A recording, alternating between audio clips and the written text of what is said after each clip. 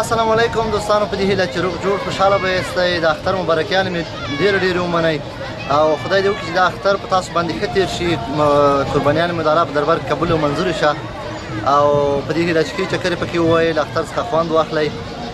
دا چې د اختر ورځې دي خوشحالي ده او خلک ډېر خوشحاله دي. یو خوا اختر دی، بل خوا اوربند دی، نو د خلکو خوشحالي دوه چنده ده. نو په دې هیله چې تاسو د ملتیا وکړئ. یو ځوان هم راسره ولاړ دی، دی د اختر مبارکیانې به درکړي او خپل سلامونه به درته وړاندې کړي او هغه څه چې د اختر په اړه راوړي وي یا د اوربند په اړه یا هم څه له ځان سره لري تر څو تاسو سره خپله خوشحالي څرګنده کړي. سلام، ښه راغلاست. ښه راغلم.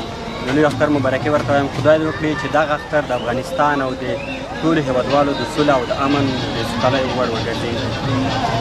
نوم یې زاهد دی، د پکتیکا ولایت اردن ولسوالۍ اوسېدونکی یم چې اوس مهال دلته د شرن پارک کې راغلی یم مثلا شکر لپاره، تر څو په زنګوګانو کې وزنګېږي، اتڼ وکړې، خوند واخلې.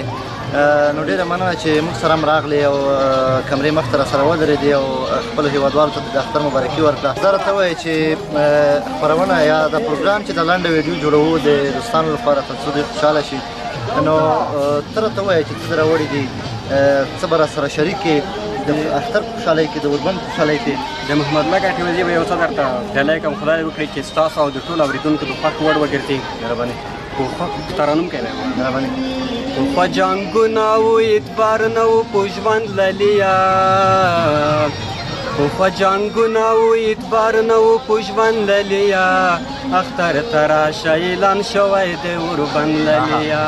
خو جنګونه و اعتبار نه و په ژوند للیا، اختر ته راشه اعلان شوی د اوربند للیا.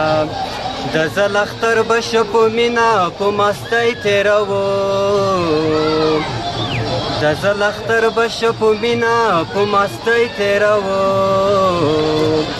چې دا د سولې غږ مو هر چاته شي څرګند للیا، چې دا د سولې غږ مو هر چاته شي څرګند للیا، اختر ته راشه اعلان شوی د اوربند للیا. ډېره مننه. خو جنګونه و اعتبار نه و په ژوند للیا، اختر ته راشه اعلان شوی د اوربند للیا. مننه، ډېره مننه. دوستانو دا دی چې تاسو یې ونه